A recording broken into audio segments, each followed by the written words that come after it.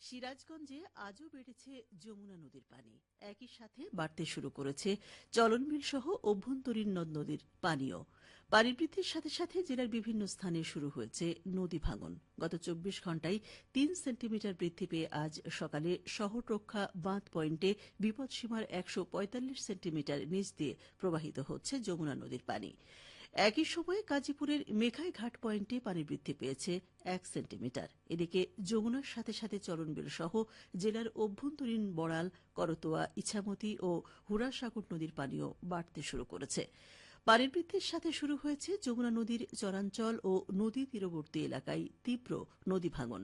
গাজীপুর উপজেলার নিশ্চিন্তপুর, নাটুয়ারপাড়া ও তেকানি, শাহজাদপুরের সোনাতনি ও কৈজুরি এবং সদর উপজেলার ভাটপিয়ারি, পাঁচঠাকুরি ও শিমলা এলাকায় তীব্র ভাঙনে যমুনায় বিলীন হচ্ছে বিস্তীর্ণ ফসলি জমি ও বসতভিটা।